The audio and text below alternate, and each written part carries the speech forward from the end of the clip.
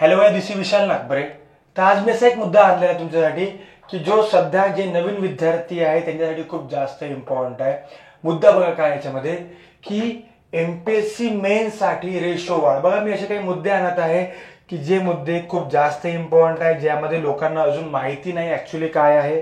पण बघा यामध्ये मी जसं म्हटलं की आता तुम्ही म्हणा की याला काय करायचं बाबा रेशो वाढचं, आधी समजून घ्या काय आहे, संपूर्णपणे ऐकून घ्या की मी का बरं रेशो वाढ म्हणत आहे। बघा काय म्हटलं, एमपीएससी मेन साठी रेशो वाढ करावी का बरं।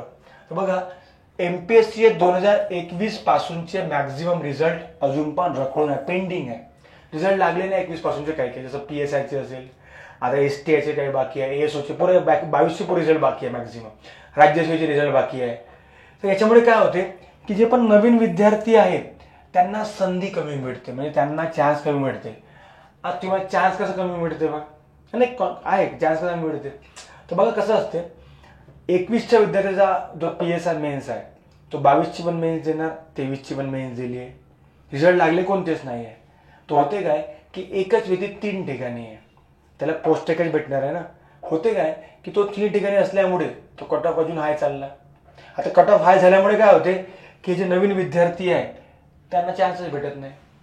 होत काय की कट ऑफ, आपण म्हणतो की पेपर टफ आहे, कट ऑफ कोण हाय चालला, कट ऑफ हाय म्हणून चाललाय विद्यार्थ्यांनो की हे जे जुने विद्यार्थी आहे हे यांचे रिझल्ट लागले नाही। आता त्यांची चुकी नाही बिचाऱ्यांची, जुने विद्यार्थ्यांचा अभ्यास इतका चांगला आहे ते आता पोस्ट घेऊन जॉईनिंग करून घ्यायला पाहिजे होते, पण काही कारणास्तव रिझल्ट न लागल्यामुळे त्यांचे रिझल्ट रखडून आहे, पेंडिंगवर आहे, काहीतरी कारणास्तव फिजिकल अडकून आहे, याकरता पुन्हा पेपर देत आहे।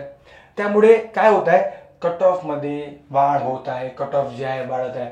आणि कट ऑफ वाढल्यामुळे जो नवीन व्यक्ती तुमच्यासारखा तो व्यक्तीला संधी भेटत नाही, तो म्हणते की एकदम 55 कट ऑफ चालला, 58 कट ऑफ चालला। बघा हा मुद्दा अजूनपर्यंत कोणी बोललेला नाहीये, पण मला वाटतं की लवकर याच्या सुद्धा खूप सारे लोक व्हिडिओ बनवतील। जसं मी ऑप्टिंग आउट म्हटलं होतं, तर लवकर लवकर लोक जे आहे ऑप्टिंग आउट व्हिडिओ बनवायला चालू केलं आहे। तसा हा एक खूप इम्पॉर्टंट मुद्दा आहे की जो रेशो आहे तो वाढ।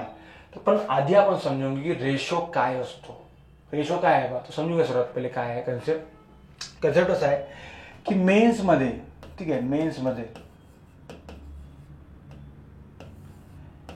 एका जागेसाठी 12 विद्यार्थी घेतले जातात। यामुळे समजून घ्या कट ऑफ किती आलेला आहे। एक एक्झाम्पल 50 मार्क कट ऑफ आलेला आहे। पण आता याच्या एकाच 12 मध्ये काय होत आहे की 6-7 लोक ऑलरेडी आधीचे लोक आहे, ज्याचे रिझल्ट पेंडिंग आहे, तर हे याच्यामध्ये येऊन पुन्हा मार्क वाढवत आहे। पण जर समजा आपण हा रेशो वाढवला, एकाच 15 केला किंवा एकाच 18 केला, तुम्हाला सर असं का तुम्ही आपल्या बद्दल म्हणत आहे, अरे हे ऑलरेडी आधी होतं बाबा, एकाच 20 एकाच 18 हे रेशो आधीपासून होते, फरक फक्त आता माहिती नाही लोकांना, ह्या गोष्टी माहितीच नाही। तर एकाच 15 झालं समजून घ्या कट ऑफ जाईल 48, 18 झालं तर कट ऑफ जाईल समजून घ्या 45। म्हणजे बघा कट ऑफ मध्ये बदल कसा होतो। तर हा झाला पहिला जो सध्या करंट मध्ये आहे।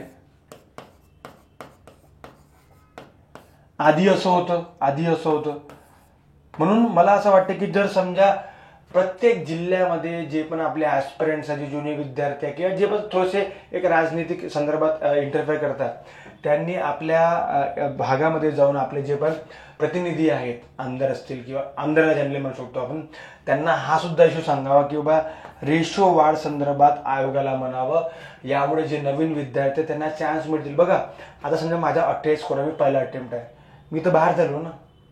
का बरं बाहेर झालो की हे जे 12चा जो रेशो होता, फक्त 12चा रेशो, एका जागी 12, या 12च्या रेशोमुळे खूप सारे जे नवीन विद्यार्थी आहेत ते वंचित राहिलेले। पण जर समजा रेशो एकाच 18 केला तर 5 मार्क डायरेक्ट खाली येतो कट ऑफ।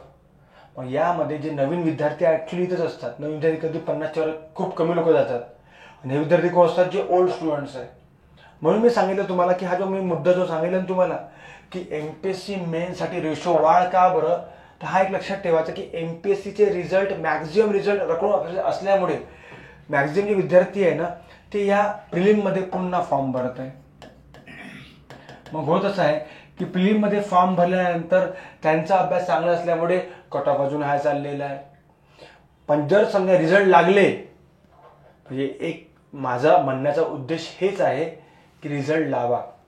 एक तर रिझल्ट लावत नसाल तर रेशो वाढवा, म्हणजे मला वाटतं सोपी आहे. जर रिझल्ट लावला तर कट ऑफ ऑलरेडी 45 येईल. जर रिझल्ट लावले पूर्णपणे तर कट ऑफ ऑलरेडी 45 येणार आहे विद्यार्थ्यांना.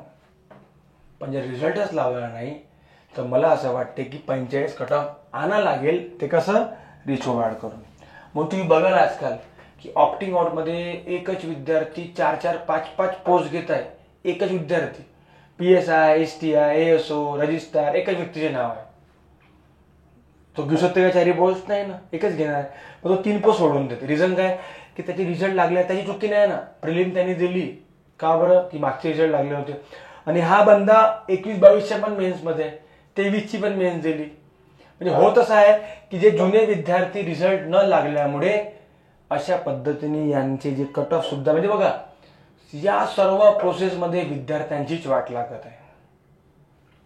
नवीन विद्यार्थी जेव्हा येतो तो म्हणतो पेपर तर कठीण होता, कट ऑफ का नाही चालला? कट ऑफ हा जायचा रिझन एकच आहे की एमपीएससी रिझल्ट लावला नाही. तर माझा एक जो मुद्दा आहे, मेन मुद्दा, आता आपण येऊ की रिझल्ट लावा, की जे पण सर्व जुने रिझल्ट आहे ते जर समजा तुम्ही लावले तर रेशो वाढवायची गरज येणार नाही एमपीएससी मध्ये.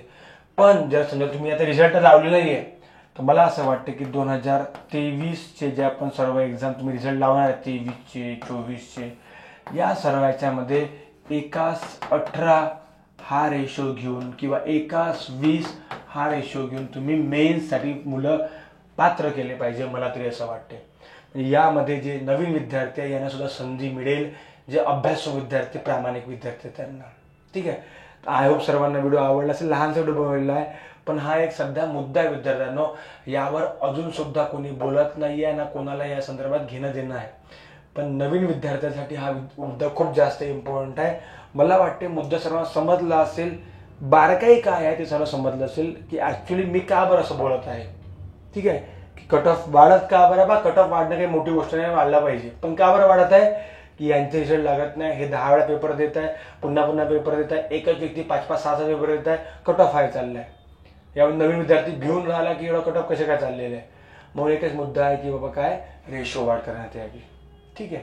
थँक्यू. जय हिंद, जय महाराष्ट्र.